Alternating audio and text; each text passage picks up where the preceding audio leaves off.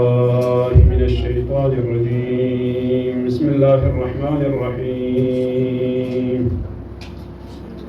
الحمد لله الذي لا يبلغ مدحته القائلون ولا يحصي نعماءه العادون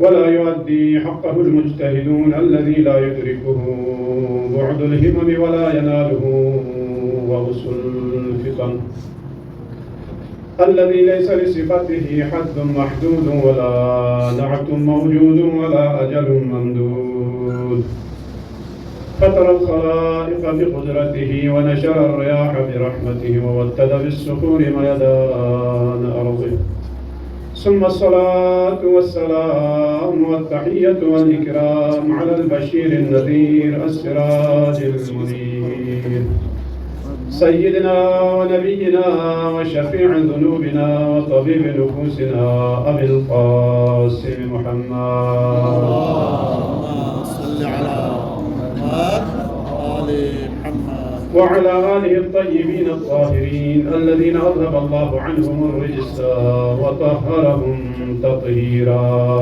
اللهم صل على محمد واللعنة الدائمة على أعدائهم ومنكر فضائلهم وغاصب حقوقهم من يوم عداوتهم إلى قيام يوم الدين.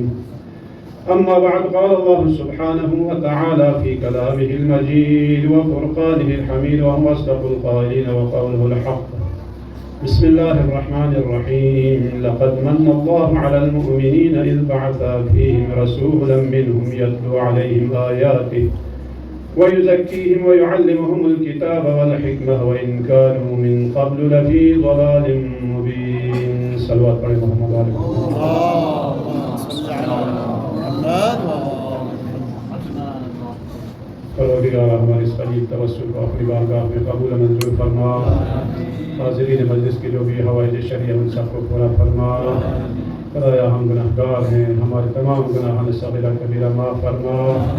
ہم سب کے مرحومین کی مغفرت فرما. خدایا ابا عبداللہ حسین علیہ السلام کے جتنے بھی زائرین محترم تشریف فرما ہے ان کی زیارت اپنی بارگاہ میں قبول منظور فرما. اور جو مومنین و مومنات حج زیارت کے متمنی ہیں ان سب کو حج زیارت نصیب فرما. امام زمان علیہ السلام کے ظہور میں تعجیل فرما.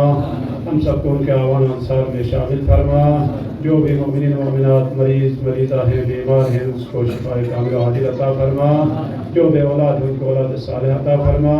علماء اعلیٰ، مجتہدین اعظام، رہبر معظم انقلاب، افراد عالیات، ہر چیز کی حفاظت فرما. ان سب کو دشمنوں کے شر سے محفوظ فرما. محمد و آل محمد کی بارگاہ میں بآواز بلند صلوات. اللهم صل على محمد وآل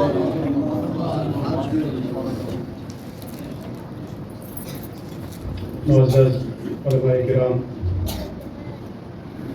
حسینیہ کمیٹی کی طرف سے حکم ہونے کی وجہ سے یہاں پر سعود ہوا ہوں.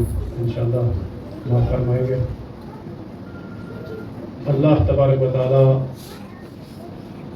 نے بنی نوع بشر کے لیے ہر قسم کی نعمتیں، جن کو اگر آپ اور ہم شمار کرنا چاہیں تو شمار نہیں کر سکتے، لیکن کسی بھی نعمت کے دینے کے اوپر اپنا احسان نہیں جتلایا. صرف اور صرف ایک نعمت پر جس کی عطا کے ساتھ اللہ تبارک و تعالیٰ نے احسان جتلایا ہے، وہ نعمت عظمیٰ کیا ہے؟ نعمت عظمیٰ بعثت پیغمبر اکرم صلی اللہ علیہ وسلم. کیونکہ باقی تمام نعمتیں اللہ تبارک و تعالیٰ کے نزدیک کوئی قیمت نہیں رکھتی، بلکہ ایک جگہ ارشاد فرما رہا ہے کہ اگر دنیا کی نعمتیں خدا کی نظر میں، اللہ کی بارگاہ میں ان کی قدر و قیمت ایک مچھر کے پر کے برابر میں اگر ہوتے تو دنیا میں اللہ تبارک و تعالیٰ کافروں کو ایک قطرہ پانی بھی نہیں دیتا. تو ہم کہیں گے پروردگار اتنی ساری نعمتیں، ان کی کوئی اہمیت نہیں. ہاں، اللہ تبارک و تعالیٰ کے نزدیک ان کی کوئی اہمیت نہیں. اگر اہمیت ہے تو آخرت کی اور اخروی نعمت ان کے لیے. لہٰذا یہ آیت کیوں کر نازل ہوئی؟ آیت اس وقت نازل ہوئی جب جنگ احد سے فارغ ہونے کے بعد تازہ مسلمان ایک دوسرے سے کہنے لگے اتنی زحمتیں ہم نے اٹھائی، اتنی مشکلات ہم نے، اتنی سختیاں، اتنی جانیں ہم نے دی، اتنے خون ہم نے بہائے، اب اس کا کیا فائدہ؟ اس وقت یہ آیت نازل ہوئی، فائدہ بہت ہے تمہارے لیے، کیونکہ اللہ تبارک و تعالیٰ نے تمہارے لیے، تمہاری نجات کے لیے رسول خدا کو مبعوث فرمایا ہے، اور ایک ایسی ذات ہے، ایسی شخصیت ہے کہ یہی تمہارے آخرت کے لیے اور آخرت کی نجات کے لیے یہی کافی ہے۔ لہذا فرمایا اس سے بڑھ کر اور کوئی نعمت نہیں ہے۔ اب اس نعمت عظمیٰ کا مقصد کیا تھا؟ خود آیت شریفہ میں ارشاد فرما رہا ہے، اور اسی طرح یہ دو آیتوں اور میں بھی، سورہ جمعہ کی دوسری آیت میں بھی پھر وہی ارشاد ہو رہا ہے، آخر میں کیا؟ یزکیہم ویعلمہم الکتاب والحکمہ۔ اور یہ یہاں پر ایک اشکال وارد کرتے ہیں کہ یہ صرف مومنین کے لیے کیوں؟ لقد من اللہ علی المؤمنین کیوں کہا؟ یہ تو یعنی رسول خدا جو رحمت للعالمین ہے، عالمین کے لیے رحمت ہے، یہاں پر صرف مومنین کے لیے کیوں کہا؟ تو یہاں اس کے لیے فرماتے ہیں، اس کی تعویل میں فرماتے ہیں کیونکہ جو شخص آپ کی اطاعت اور پیروی کر کے جو اپنے لیے اس نعمت عظمیٰ سے فائدہ اٹھایا، صرف وہی قیامت کے دن وہی فائدہ اٹھائیں گے۔ لہٰذا یہاں پر فائدہ صرف ان لوگوں کے لیے ہوگا جنہوں نے رسول کی اطاعت کی اور انہوں نے رسول کی باتوں پر عمل کی، تو صرف انہی کے لیے فائدہ ہوگا۔ ورنہ رحمت للعالمین ہے، جیسے کہ رحمت، باران رحمت ہر جگہ برستی ہے، برابر برستی ہے، لیکن جہاں پر اگر گندا پانی ہو یا جو ظرف گندا ہو، برتن گندا ہو، تو اس میں جو جتنا بھی پانی وہاں پر، جتنی بارش وہاں برسے گی، لیکن پھر بھی اور زیادہ خراب ہو جائے گا، اور زیادہ گندا ہو جائے گا۔ لیکن اگر ظرف پاک ہو، صاف ہو، تو وہاں پر باران رحمت جو ہے اور زیادہ رحمت کا باعث ہے، اور زیادہ صفائی کا باعث ہے۔ اسی طرح ہر انسان کے لیے، اسی لیے فرمایا تزکیہ نفس بہت ضروری ہے۔ وَيُزَكِّيهِمْ وَيُعَلِّمُهُمُ الْكِتَابَ۔ تزکیہ نفس سے کیا مراد ہے؟ علماء کی محفل ہے، زیادہ طولانی اور وضاحت کرنے کی ضرورت نہیں۔ تزکیہ نفس سے مراد یہ ہے کہ انسان کا اپنا درون کا پاک کرنا ہے۔ جس طرح انسان ظاہری طور پر پاک و صاف رہنا چاہتا ہے، اسی طرح اس کا باطن بھی جو ہے پاک و صاف ہو۔ اس لیے روایت ہے جب آپ آئینے کو دیکھتے ہیں تو یہ دعا کریں، اللہم حسن خلقی کما حسن خلقی، پروردگارا تو میرے اندرونی کیفیت کو بھی اتنا پاک کر دے جس طرح تو نے میرے ظاہری حالت کو تو نے پاک رکھا۔ خواہی کی شوت دلے تجو آئینے، دہ چیز ربیرون کن از درون سینے، کبر و حسد و بغض و کبر و حسد و ظلم و حرام و غیبت، بخل و طمع و حرص کیا ریا و کینے۔ یعنی یہ تقریباً 4-10 چیزیں یہاں پر اس شعر میں اس شاعر نے جو ہے یہاں پر جمع کیا۔ اگر یہ 10 چیزیں انسان اپنے دلوں سے باہر نکالے تو اس کا دل جو ہے وہ قلب سلیم بنے گا۔ انسان یہاں یہ جوانوں کا محفل ہے، جوانوں کی محفل میں جیسے غرور ہے، تکبر ہے، انسان کسی بھی وجہ سے اس کے اندر غرور آتا ہے، یہ ایک طبیعی چیز ہے، کیونکہ اب انسان بوڑھا ہونے کے بعد اس میں غرور سب ٹوٹ جاتا ہے، اس کے سارے سب صفات جو ہے، لیکن ایک جوان آدمی ہے، ایک نوجوان ہے، اس میں ایک غرور ہے، ایک اپنی شکل و صورت پر کبھی غرور ہے، کبھی کسی سے اپنے علم پر غرور آتا ہے، تو کبھی کسی اور وجہ سے ان کے اندر غرور پیدا ہو جاتا ہے۔ لہٰذا یہاں پر فرماتے ہیں کہ تم اپنے آپ کو نیچے رکھو، تواضع تمہارے لیے ضروری ہے۔ تواضع ایک ایسی صفت ہے کہ جو تمام انبیاء الہی کے لیے سب سے پہلی شرط، نبوت کے لیے اور خلافت کے لیے سب سے پہلی شرط جو ہے وہ تواضع ہے۔ من تواضع للہ رفعہ اللہ، جس نے خدا کی خاطر تواضع کی انکساری دکھائی اسے اللہ تبارک و تعالیٰ بلند کر دیتا ہے۔ لہٰذا فرماتے کہ جس کے مقابلے میں اگر آپ اور ہم غرور کریں، تکبر کریں، کس چیز پر آپ اور ہم غرور کریں گے؟ یہ 6 فٹ کا انسان سمجھتا ہے کہ میں ہی سب کچھ ہوں۔ حضرت لقمان حکیم اپنے بیٹے سے نصیحت کرتے ہوئے فرماتے ہیں، بیٹا اس انسان کے لیے تکبر زیب نہیں دیتا جو 3 بار مقام پیشاب سے گزر کر اس دنیا میں اس نے قدم رکھا ہو۔ کس بات پر تکبر کرتے ہیں آپ اور ہم؟ اولها لطفا و آخرها جیفا و اوسطها حامل العذرا، امیر المومنین کا فرمان. کیا یہ انسان تکبر کے لائق ہے کہ جس کی ابتدا جو ہے وہ نطفہ ہے، جس کا نام لیتے ہوئے انسان خود کو شرماتے ہیں. ایک نجس پانی سے اس کی ابتدا ہوئی ہے، خلقت ہوئی ہے. وہ آخرها جیفا، آخر میں وہ اتنا نجس اور ناپاک مردار ہے جس سے چھونے کے بعد جب تک غسل نہ دے اس وقت تک انسان پاک نہیں ہوتا. وہ اوسطها حامل العذرا، اور یہ دنیا کی جو زندگی ہے مولا فرماتے یہ حامل عذرا ہے، کثافتن کو لے کر چلنے پھرنے والا انسان. تو پھر یہ اشرف المخلوقات وہی تزکیہ سے مراد ہے. نفس انسان ہے، اس کی روح انسان ہے، انسان کی حقیقت جسے اللہ تبارک و تعالیٰ نے اشرف المخلوقات بنایا وہ انسان کے روح انسان ہے. اصالتاً جو ہے انسان کے اصل جو ہے وہ روح انسان. بس یہ بدن تو انسان کے مرنے کے بعد گل سڑ کر جانے والے. آپ اور ہم شاید 100 سال پہلے کوئی ٹماٹر ہے، کوئی آلو ہے، کوئی خوبانی ہے، پھر وہ کھاد میں تبدیل ہو گئے، کھاد میں تبدیل وہ کھیتوں میں لگ گئے، کھیتوں سے جو ہے گندم کی شکل میں تبدیل ہو گئے، گندم کی شکل میں آ کر کسی انسان نے کھا لیا، کھانے کے بعد وہ شاید کسی نطفے کی شکل میں آیا. آپ اور ہم دنیا میں، اور 100 سال کے بعد پھر ہماری یہی حالت ہوگی. ابھی یہ خوبصورت چہرے یہ نہیں رہیں گے. سب سے پہلے انسان کے مرنے کے بعد جو ہے جو حصہ انسان کے بدن کا سب سے پہلے خراب ہوگا وہ انسان کا چہرہ ہے. سب سے نازک ترین عضو جو ہے انسان کا چہرہ ہے. اسی لیے آپ اور ہم جب کوئی 1 دن 2 دن اگر مریض ہو جائے ایک دم سے انسان کا چہرہ جو ہے وہ اتر جاتا ہے. کس چیز پر آپ اور ہم غرور کریں، تکبر کریں عزیزو؟ اگر کوئی علم پر، اپنے علم و حکمت پر اگر غرور کرے تو علم و حکمت کون سا علم و حکمت؟ ایک شخص دانشمند جو ہے وہ منبر پر چڑھ کر وہ واعظ و نصیحت کر رہا ہے. ایک عورت نے نیچے سے سوال کیا، کوئی کسی چیز کا سوال کیا، کوئی مسئلہ پوچھا اس نے، تو انہوں نے کہا کہ مجھے نہیں معلوم. جب یہ انہوں نے کہا پھر آپ میں پھر مجھ میں کیا فرق ہے؟ آپ منبر پر کیوں چڑھے ہو؟ آپ کو منبر پر چڑھنا نہیں تھا. جب آپ کو مسئلے کا پتہ نہیں تو آپ چڑھے کیوں منبر پر؟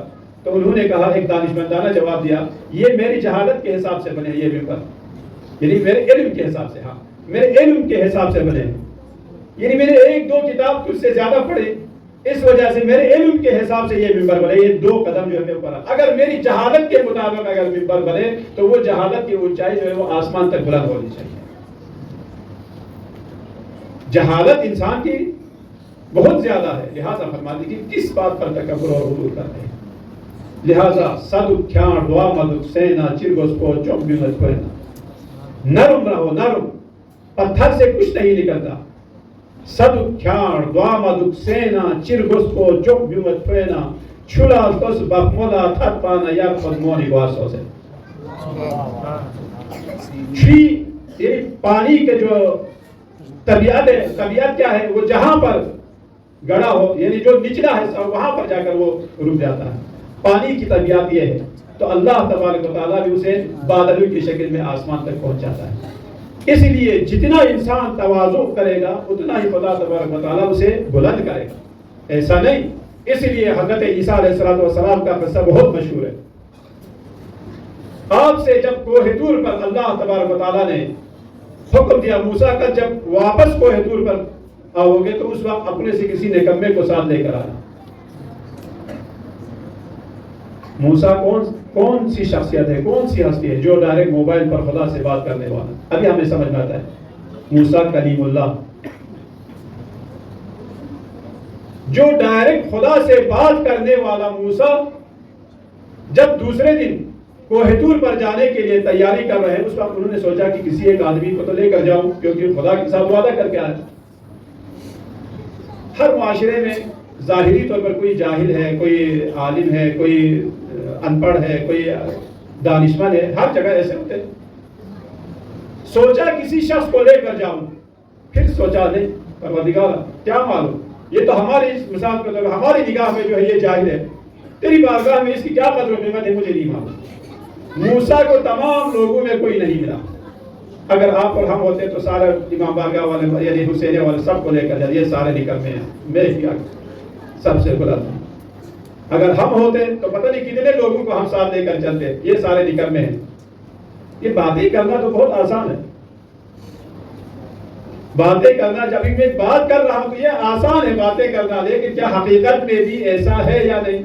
واللہ وہ عالم اللہ تبارک و تعالیٰ بہتر جاتا ہے. ہم پتہ نہیں کتنے لوگوں کو ہم اپنے سے نکمے سمجھتے ہیں، لیکن موسیٰ کلیم اللہ ہوتے ہوئے اسے کوئی شخص نہیں ملا.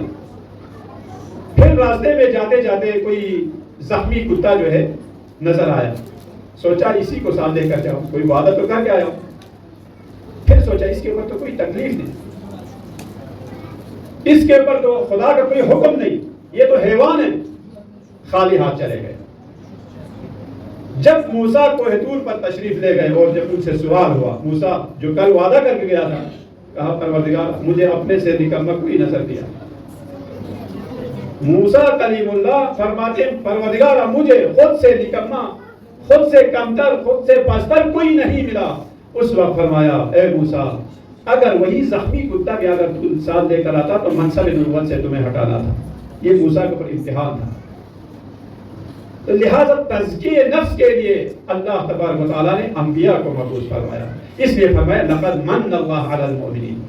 صرف اس نعمت پر اللہ تبارک و تعالیٰ نے اپنا احسان جتایا. من کیا کسے کہتے ہیں؟ من وہی جو ہم وزن کرنے کے لیے وزنی پتھر کو کہتے ہیں من. عربی میں وزنی پتھر کو، اسی لیے ہم وہ من اور وہی جو 1 من 2 من اسی سے نکلا ہے. تو یہ لقد من اللہ، اللہ تبارک و تعالیٰ نے مومنین کے اوپر بہت وزنی آپ نے احسان جتلایا ہے. اور وہ وزنی احسان کیا ہے؟ بعثت پیغمبر. صلوات پڑھے محمد و آل محمد کی طرف.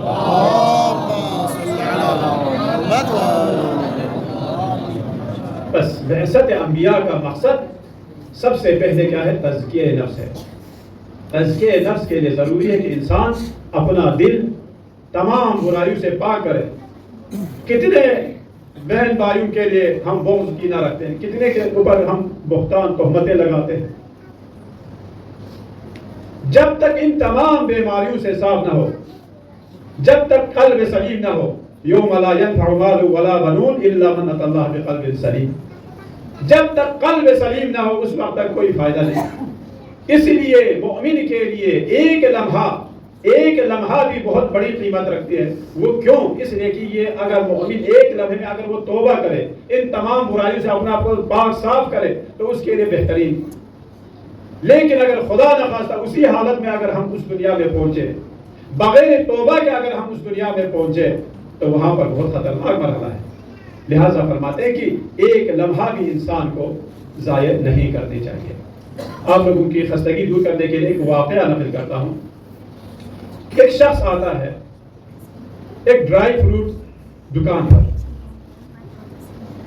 وہ کہتا ہے کہ یہ اخروٹ 40 من اخروٹ کی کیا قیمت ہے. اب دکاندار جو ہے بہت خوش ہوا، شاید یہ تو آ گیا تھوک لینے والا کوئی شخص آ گیا. 40 من اخروٹ کی کیا قیمت ہے؟ انہوں نے کہا مثال کے طور پہ 2 لاکھ تومان. تو 20 من اخروٹ کا کیا قیمت ہے اس کی؟ تو انہوں نے کہا بھائی 1 لاکھ تومان. اچھا تو 10 من اخروٹ کی مثال 50,000 تومان. اسی طرح وہ آتے آتے جو ہے وہ 5 من اور اسی طرح 2 من 1 من 10 کے جی 5 کے جی 5 کے جی کی کیا قیمت ہے؟ 50 روپے.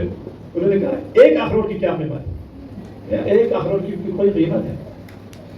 1 اخروٹ کی بھی کوئی قیمت ہے؟ کوئی قیمت نہیں. اگر کوئی قیمت مجھے 1 دانہ دے دو. 40 من سے وہ آیا تھا، 40 من سے اس نے پوچھا سوال 40 من اخروٹ کی کیا قیمت ہے. وہ دکاندار بڑا خوش ہو گیا، یہ تو تھوک لینے والا کوئی گاہک آ گیا. آخر بھی اس نے کہا 1 دانہ اخروٹ کی کیا قیمت ہے؟ 1 دانہ اخروٹ کی کوئی قیمت نہیں. اگر کوئی قیمت ہے مجھے 1 دانہ دے دو. اس نے 1 دانہ دے دیا. دوسرے دن پھر آ گیا، اسی طرح پھر اس نے سوال کرنا شروع. اس نے پکڑ لیا. بتاؤ یہ چالاکی تمہیں کس نے سکھایا؟ 1 اخروٹ کھانے کے لیے تم 40 من سے تم پوچھنا شروع کرتے ہو. بتاؤ یہ چالاکی جو ہے یہ مکر فریب کس نے سکھایا؟ کسی آیت اللہ کا نام لیا، کاشان کا فلاں آیت اللہ نے جو ہے نا یہ ہمیں بتا دیا. اچھا کیسے بتا دیا؟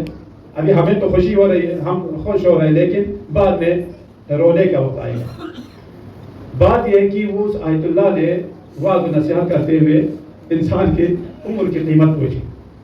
مثال آپ کے ہماری عمر کی قیمت 60 سال ہماری عمر ہو، کیونکہ 60 سال سے زیادہ تو انسان کی عمر ہوتی نہیں. جیسا کہ امیر المومنین کا بھی فرمان ہے اذا عاش الفتى 60 عاما فنصف العمر تمحقه الليالي ونصف العمر يذهب ليس يدري یمینا من شمال، اس طرح جو ہے وہ آخر میں کہتے ہیں ونصف النصف یذهب ليس يدري. یہ آخر میں کہتے ہیں کہ یہ جو 60 سال اگر آپ کو ہمیں عمر ملے، زندگی ملے، تو اس میں سے 30 سال جو ہے وہ زندگی ہمارے راتوں میں چلی جاتی ہے. مولا فرماتے ہیں 60 سال آپ کو عمر ملی، 60 میں سے 30 سال جو ہے آپ کی اور ہماری عمر نیند میں چلی جاتی ہے. ونصف النصف، پھر اس 30 سال میں سے بھی 15 سال یذهب ليس يدري، آپ کو پتہ بھی نہیں چلتا کہ وہ زندگی گزر جاتی ہے. یعنی 15 سال تک آپ کے اوپر کوئی وہ ہے نہیں، 15 سال تک آپ کے اوپر کوئی تکلیف نہیں، آپ کے اوپر کوئی حکم نہیں، حد بلوغ پہنچنے تک 15 آگے کتنے سال رہ گئے؟ 15 سال رہ گئے. پھر اس 15 سال میں سے بھی کہتے ہیں کہ اس میں سے بھی آدھا حصہ جو ہے وہ اب مال دولت جمع کرنے میں انسان کے جو ہے نا وہ عمر گزر جاتی ہے. اب ہمارے پاس بینک بیلنس زیادہ ہونا چاہیے، اب پھر زمینیں زیادہ ہونی چاہیے، اب پتہ نہیں کیا کیا یا اولادیں زیادہ ہو. انسان اس تمام لالچ میں وہ جو ہے وہ 7.5 سال جو ہے اس میں گزارتے ہیں. اور اس 7.5 سال میں سے بھی باقی حصہ جو ہے وہ انسان کے لیے مختلف قسم کی بیماریاں جو ہے اس کے لیے. آخر میں فرماتے ہیں کہ آپ کے اور ہماری 60 سال اگر آپ کو ہمیں زندگی ملے تو 3 سال 3.5 سال جو ہے انسان کی عبادی زندگی ہے. مولا امیر المومنین کے فرمان کے مطابق. اب یہاں پر وہ شخص یعنی وہ مجتہد یہ تب سے تعلیم دے رہے تھے کہ انسان کی عمر 60 سال اگر آپ کو ملے تو اس کی کتنی قیمت لگائے گی؟ آپ 2 کروڑ میں دیں گے اپنی زندگی؟ نہیں دے سکتے. پوری دنیا کو آپ دے دیں گے لیکن اپنی وہ زندگی آپ دینے کے لیے تیار نہیں. اب آپ سے کہیں کہ بھائی 30 سال دے دو، اس کے لیے بھی آپ تیار نہیں.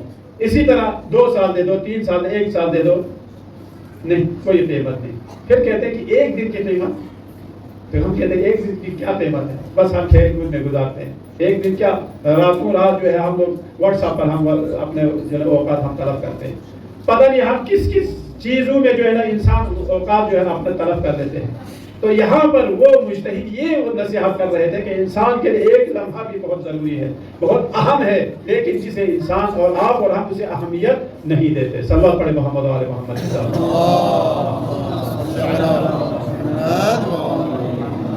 بس عزیزوں زیادہ وقت نہیں لینا چاہتا کیونکہ ٹائم جو ہے وہ آنے والا ہے.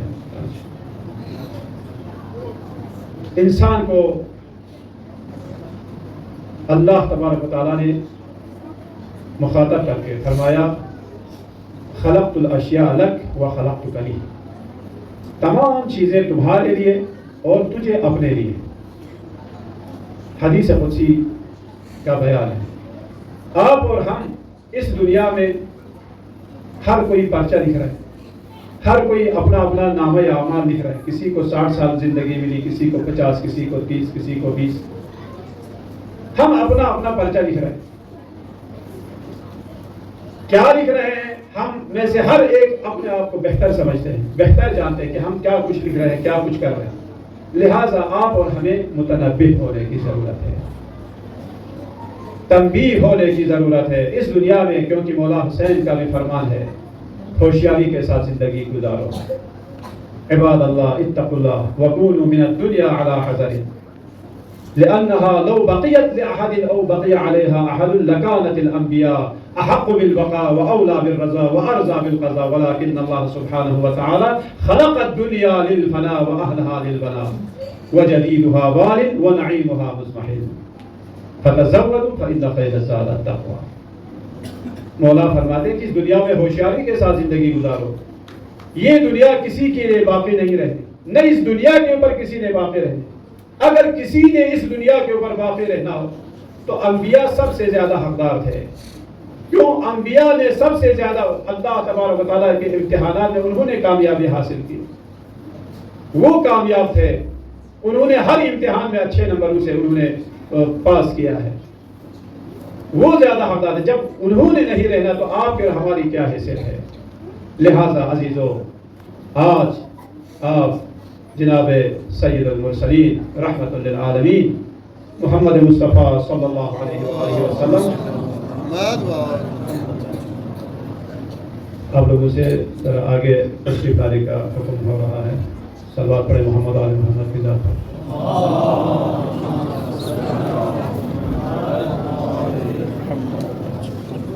اللہ تبارک و تعالیٰ نے اس گھرانے کو، اہل بیت اطہار کے گھرانے کو بنی نوع بشر کی ہدایت کے لیے اس دنیا میں بھیجا، اور رسول خدا رحمت للعالمین نے ہر ایک کی معرفی کرائی، ہر ایک کے بارے میں فرمایا۔ امام حسن مجتبیٰ کے بارے میں فرمایا، امام حسین علیہ السلام کے بارے میں فرمایا، الحسن والحسین سیدہ شباب اہل جنہ۔